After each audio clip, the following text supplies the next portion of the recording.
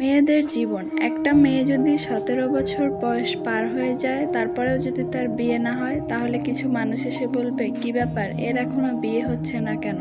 হয়তো কোনো ছেলের সাথে রিলেশন আছে এই জন্য বিয়ে করে না, নয়তো বা মেয়ের কোনো দোষ আছে এই জন্য বিয়ে হয় না, মানে কত ধরনের কথাই যে বলে, তাই না? তারপরে কোনোভাবে বিয়েটা হয়ে গেল, এরপরে একটা প্রশ্ন, কি বিয়ের 1-1.5 বছর পার হতে না হতেই কি ব্যাপার, এখনো বাচ্চা হচ্ছে না কেন? বাচ্চা নিয়ে নাও, তাড়াতাড়ি বাচ্চা নিয়ে নেওয়াই ভালো, নাকি বাচ্চা হবে না, নাকি নিতে চাচ্ছ না, মানে কত ধরনের প্রশ্ন যে। তারপরে সেটাও গেল, কোনোভাবে প্রথম বেবিটা হলো, এরপরে ওই বেবির বয়স 2 থেকে 2.5 বছর হওয়া মাত্রই মানুষের মুখে আবার প্রশ্ন জাগে, প্রথম বেবিটা তো মাশাল্লাহ অনেক বড় হয়ে গেছে, এবার একটা দ্বিতীয় বেবি নিয়ে নাও, তাড়াতাড়ি নিয়ে নিলে একসাথে বড় হয়ে যাবে। আচ্ছা বলতেছি, আপনাদের এত সমস্যা কেন? হ্যাঁ, যাদের বাচ্চা তারা বুঝবে কখন কি নিতে হবে না নিতে হবে, আপনাদের এত মাথা ব্যথা কেন? কিছু কিছু মানুষ আছে এরকমের, এসে উদ্ভট মার্কা প্রশ্ন করে। আপনাদের আশেপাশেও কি এরকমের মানুষ আছে? থাকলে কিন্তু কমেন্টে জানাবেন। আর হ্যাঁ, আজকে আমি বানিয়েছিলাম কলমি শাক